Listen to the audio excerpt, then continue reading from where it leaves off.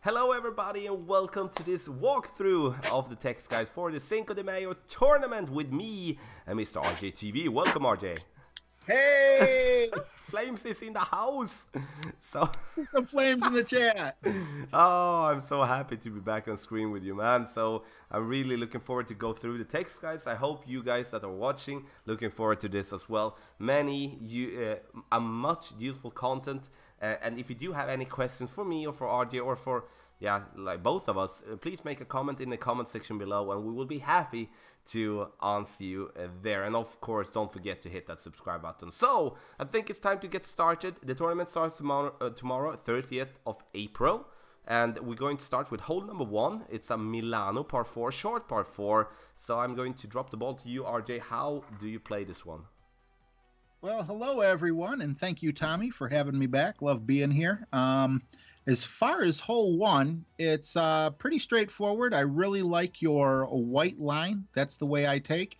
I like the extra mile with full topspin. And just be very careful not to clip that rough by where the first box is. I wouldn't be opposed with us lower level extra mile users to maybe aim a little closer to the middle of the fairway and put a little right curl on there, because if you end up in the rough, that could potentially ruin your second shot for you.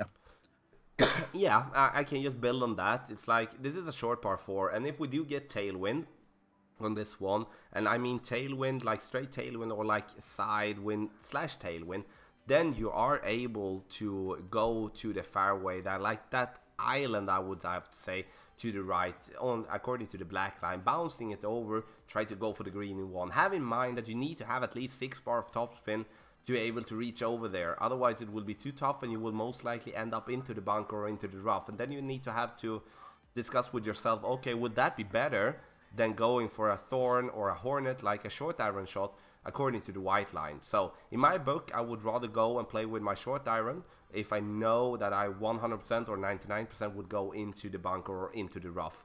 But now when I do have a great driver, then I will try to get over and get to the green in one. Have in mind that you don't want to go into the water, then you will be having a very, very tough time. So I would say with the ball type here, I know many people have been asking what type of ball for these type of holes, and I'm going to try to give some short explanation. Now this one will be a long one as I'm talking and not breathing. So I would say on this one I would go with a more wind resistant ball if I would be going according to the white line, and I'm not mean like a special ball like with 5 in wind resistance. I would go maybe with a navigator, or maybe I would go with a kingmaker depending on which division you actually are playing with.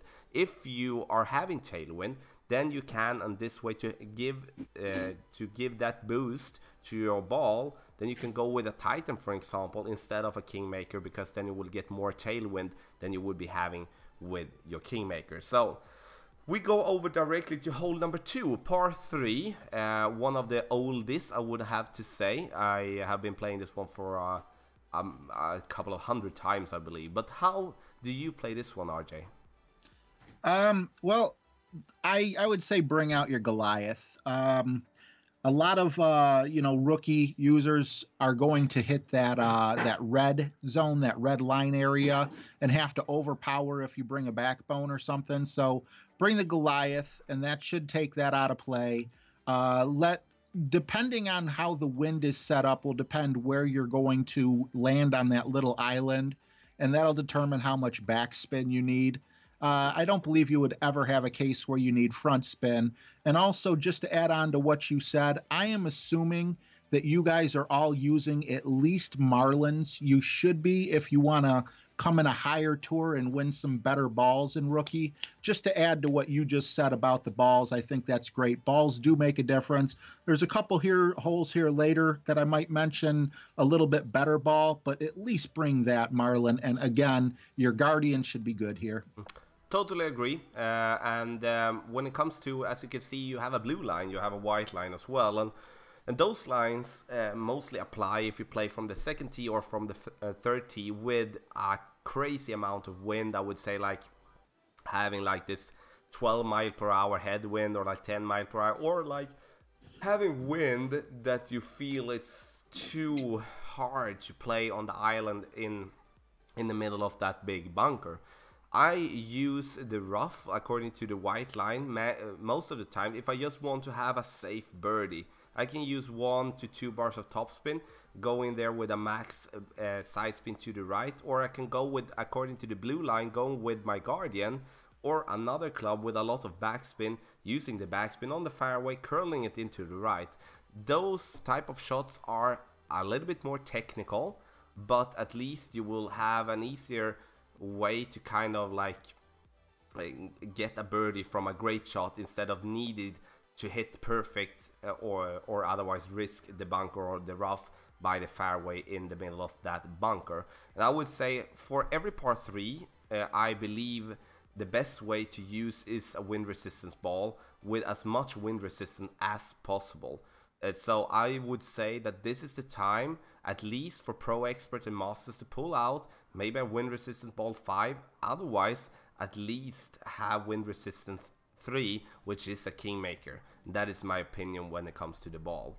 Hole number 3, we start off with the first par 5.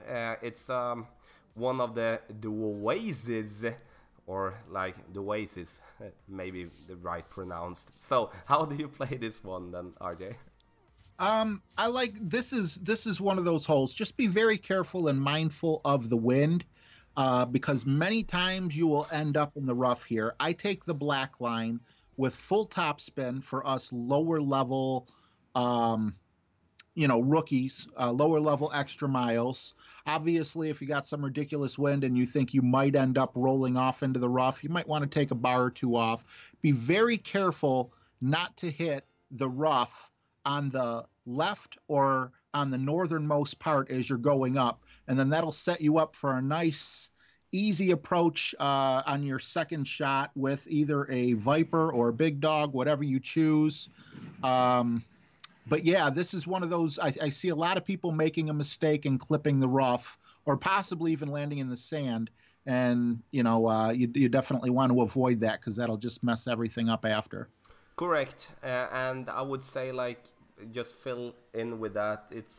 This is one of the par 5s where if you hit it into the rough or into the bunker, you will not be able to reach for the green into if you're not having a crazy amount of tailwind for your second shot. And those par 5s I like those. They're also a bit scary.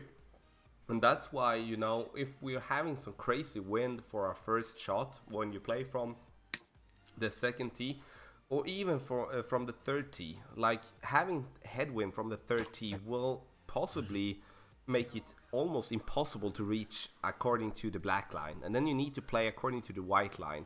And that is such a hard way to go, especially for the albatross part. Then you need to use a lot of curl, you need to use maybe some kind of backspin at some point as well. If we do get a lot of tailwind on this hole, you have a decision to make. You can either go for a trick shot going according to the white line, or you can go according to the black line, play yourself over. Have in mind, if you have tailwind, don't use more than 3 bars of topspin on your driver while going for the black line. Otherwise, you will have too much of a push over to the fairway that will, in some cases, put you up in the end of the rough or even into the bunker.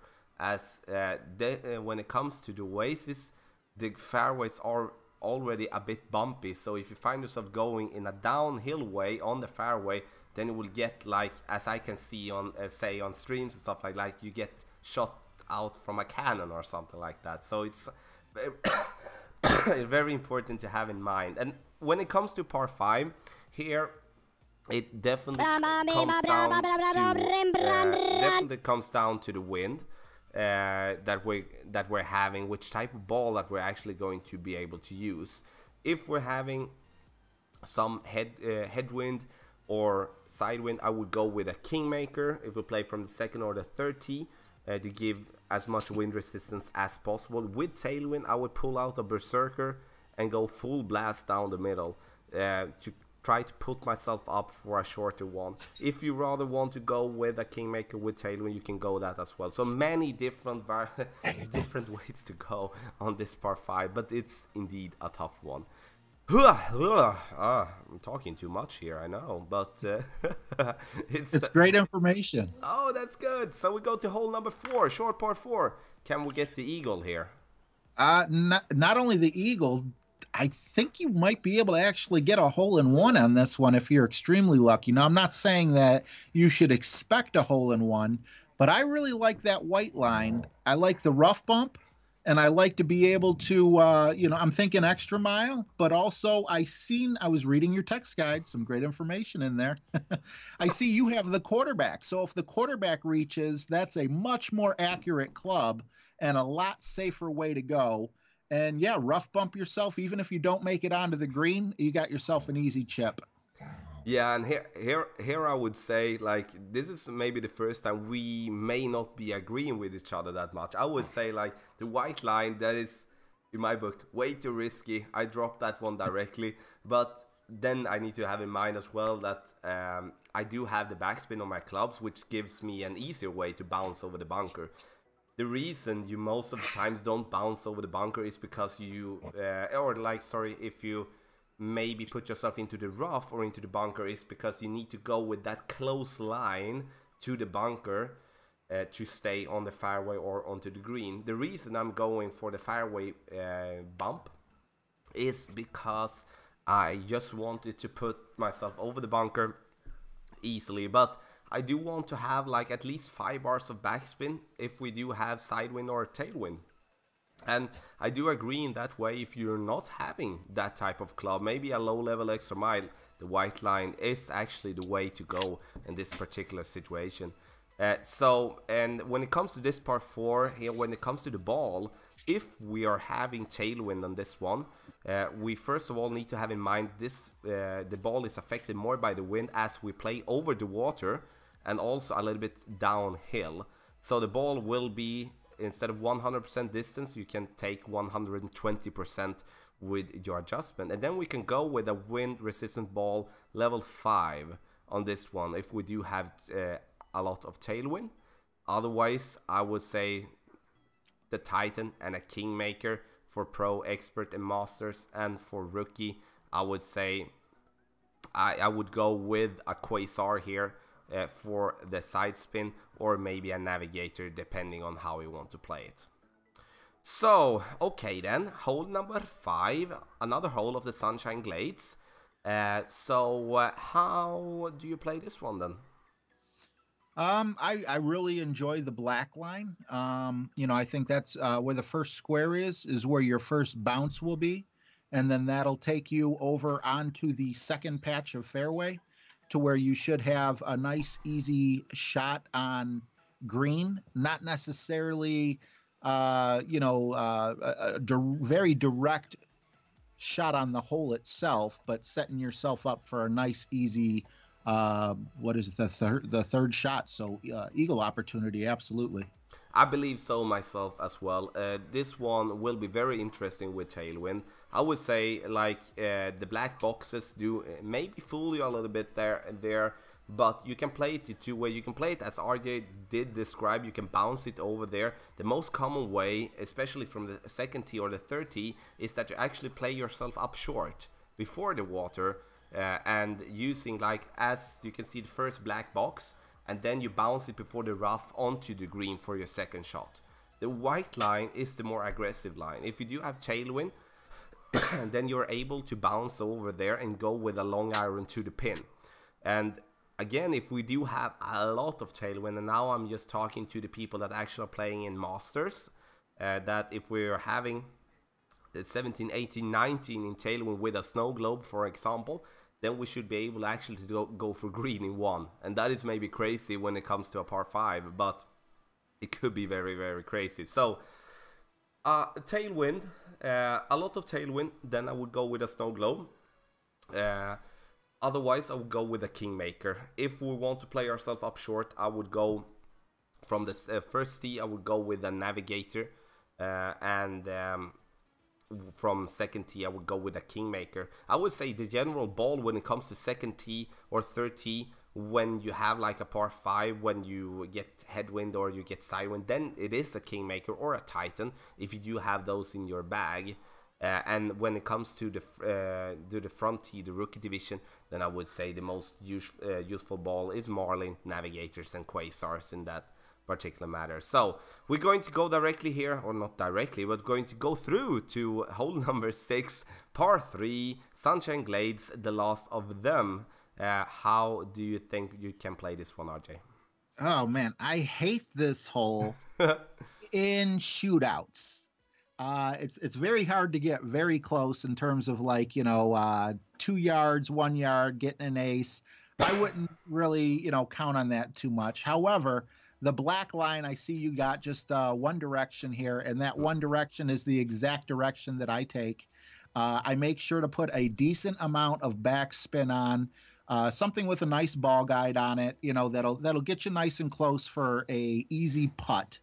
On this particular one, aces, if you get lucky enough, great. Use that right curl. Maybe you'll get lucky and it'll drop, but don't expect an ace. No, and I'll, like you said it so well in the beginning there, as this is a hole where it's so hard to get close in shootouts, and but in tournament play, like a shootout doesn't matter. You don't have to get it like 1 yard from the pin, but this is a really tough par 3. It may not look like that, but first of all, we play over water, and then second of all, we play downhill. So again, when it comes to all the Sunshine Glades, the ball is affected more by the wind due to those two aspects.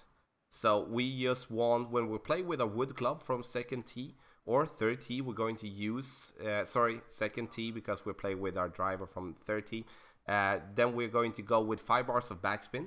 The only reason we play with a wood club from second tee is because we're having tailwind. If we're having headwind, we want to go with a driver with a lot of backspin to be able to get close to the pin. I would go with a Thor's hammer, maybe, or with an extra mile, depending on how much backspin I do have. I could go with a quarterback as well, or a rocket from the second tee, depending on what you actually want to play with. But at least you need to use a lot of backspin if you play in headwind. From third tee, and the reason I know this so well is because I played this one 3 times in tournaments before, is that you need to use a quarterback here. In my book, quarterback is the one to go with all day and every day when it comes to the third tee. And when it comes to the ball, what do we say? We say wind resistance, always the wind resistance. And if you don't have any wind resistant ball with level 5 in wind resistance, then you go with the ball that have the most after that you actually can afford to spend. So that is very important when it comes to every par 3, to put yourself onto the green and make a birdie and then run like crazy from there. So hole and number 7, we go back to the Oasis now for 2 holes in a row. So par 4, and how do you play this one then, RJ? I like the extra mile here for us rookies with full top spin. Play the wind very carefully. You do not want to catch the rough either by landing in the rough or by having not the initial contact, but I guess it would be where your first bounce would actually land, because then you'll come up short. You want to get as close to the top of the second fairway as possible. And then from there, you could pretty much use just about any club to go ahead and do a rough bump. And when you do a rough bump on this particular hole, I haven't been able to sink one yet, but I get very, very close for the eagle. Now, with that in mind, though, if you're worried about that first shot, you might want to go with a big dog just to have a little bit of extra umph behind it so you can still reach that rough bump. Yeah, and that is basically the way to play from every tee. I know there is a white line there. The white line only applies if we're getting a lot of headwind from the second or from the third tee, because that will mean that we will not be able to reach over to the fairway over the rough. And that was used in the last time we had this type of hole in the tournament, because the wind was very different back then, because some people could get tailwind, some people could get headwind. Now we all have the same wind. But otherwise, the only thing that I want to add is when it comes to the rough bump, according to the black line, is when you're going with your wood club, it's always and all day and every day 2 bars of backspin. And you do want yourself to have a wood club with a lot of ball guide. And again, if you are uncertain of the distance, because there is a lot of distance that needs to be covered, especially if we have headwind for a second shot, pull off, as you can see on the text guide, hammerhead, cataclysm, or maybe you can go with the guardian even in that way. The reason I'm not saying sniper is because that could be short at some point, especially again with headwind. Sidewind or tailwind for a second shot, then it doesn't really matter. Here you do want to have some distance with your ball. It's very important. So if you're not having a kingmaker in your bag, I would go with a titan. And I think that titan applies even if you're playing from the first tee. I think you should spend a titan on this hole, because the second shot will be long, and you do want, due to maybe the lower level clubs that you do have, you want to have the distance to be able to reach for the rough bump and don't put the bunker in play. So we do have a par 3 here that I know more than 50% of the people hate. And that is hole 8. So how do we play this one? Is it even possible to get a hole in one?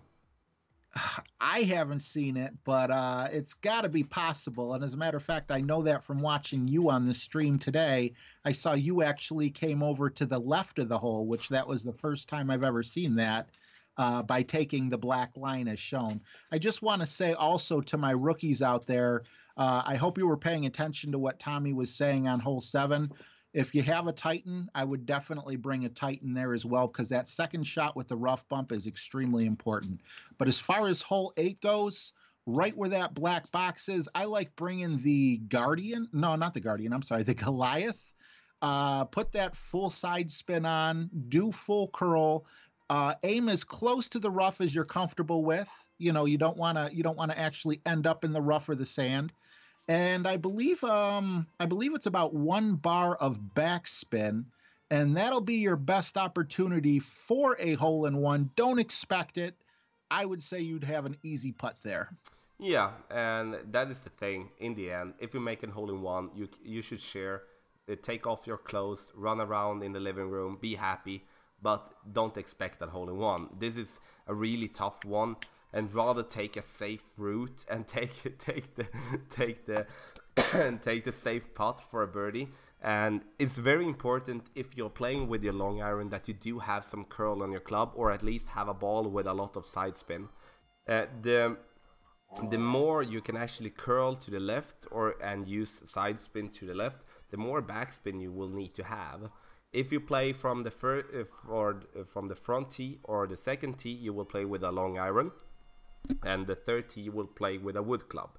And depending on how far you are from the pin, the more type of spin you need. So for an example, just a quick reference, if you do have tailwind from the first tee and you have from the second tee, you will have more air time when you play from the second tee, which means that the bounce will be different than it comes from the first tee, which means that you need to apply more backspin in that particular situation. And that is the same if you're going with headwind as well, that you need to remove a little bit more backspin to get the same type of bounce that you do want.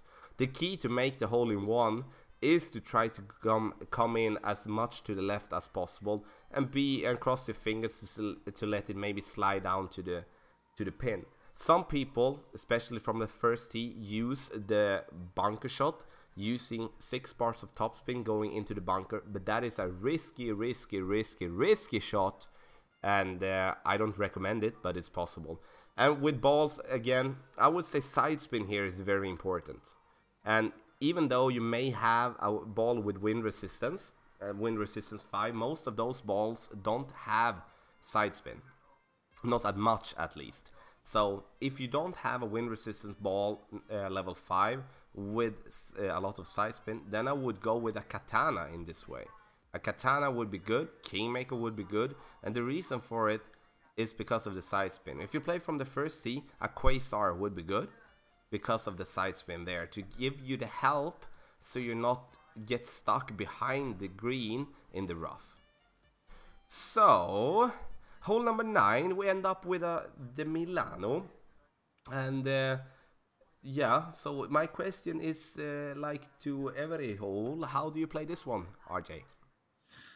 I mentioned this earlier, and I'm going to mention it again. This is one of those holes that is played very straightforward. However, there will be many mistakes, many people rolling off into the rough, whether it be on the left or the right hand side. So, right off the bat, just to be safe, I would say bring a long rough iron if you have it. But more important than that, be extremely careful. I go extra mile, full top spin. You can see you have plenty of fairway to go all the way up there. Be very mindful of the wind, and then for your second shot, your first shot makes your second shot easy. Hmm. So your second shot, I would say the Viper's probably going to be one of your more accurate clubs. You're not going to need top spin. It has a few bars of back spin on it. I think that would be perfect, and that might even set you up for an awesome albatross. Yeah, that would be cool. Everybody would like to end up with an albatross. Doesn't happen that often. And if we're going to go as we have had in the latest tournaments, we have had tailwind for hole number 9. And I think the game makers do want us to try to go for this green in one. And I'm not talking about going from the first tee, I'm talking about going from second or third tee. Using a power ball, try to go according to the white line, bounce it as close to the green as possible with the topspin that you do have. But again, that is only if you do get tailwind. All other type of wind, that is exactly as you described it, RJ. It's like you go according to the black line. Try to stay away from overpower your drive. Use the topspin that you do have. Pull out maybe a big topper combined with a Kingmaker or a Titan with distance. So you just pull yourself with max topspin. You add a little bit of curl combined with side spin instead of having to overpower your shot over the bunker. If you have sidewind or headwind, then you can just go on the side of the bunker, curling it in, using a club instead with a lot more topspin, which gives you a much easier shot, but you will end up in the same place. And second shot, that is basically, again, I'm just going to copy what you said. It makes itself. The first shot makes the second shot. And cross your fingers, you have a bumpy green, you have a bumpy fairway just before the green, and make an albatross. But otherwise, it should be a great eagle in this particular matter. And when it comes to the ball, here again, I would say tailwind here. Especially pro expert and masters, I would go with a power ball. I would go and try to kill it and go as close to the green as possible, maybe end up in one of the bunkers or into the rough. Or I would try to just bounce it over there according to the white line, end up before the bunker and have a short iron or a wedge for the pin. Otherwise, it's a ball, just a common ball, navigator for front tee. Maybe a Titan when it comes to a par 5 to give yourself the distance, and Titan or Kingmaker from second or the third tee. So, wow, we're done. Again, we did it. Now, my friends, thanks a lot for watching. We are very happy about all the kind words. We love doing this. So please give us some thoughts in the comment section. What you did think. Maybe we did misanswer something that you're thinking about. Don't hesitate to make a comment there. This video will be up on my channel. It will be up on RJ's channel as well. So if you haven't gone into It's RJ TV, check that out for more streams and Golf Clash content. And just the last question for you, RJ, how have you decided how you're going to be streaming during the tournament? I did uncover this old Rookie account that I had, so I'm definitely going to be streaming Rookie. I don't think I'm going to be able to do marathons, so I'm probably going to break them up, do Pro one day, Rookie the next, or vice versa. And as always, me and Tommy are friends, so we're definitely I'm not going to be stepping on his toes. So whatever times Tommy's streaming, I definitely won't be streaming at that time. Nah, that is otherwise you will have 2 streams to watch at the same time. That would be awesome. So me myself, I'm streaming all the divisions this tournament, 1 account in every level, and I'm going to stream Monday, Wednesday, Thursday, Saturday and Sunday, and that will be Yeah, I haven't decided with the accounts yet, but we'll see. It will be 2 p.m. Eastern Standard Time at least. Otherwise, I will be too tired.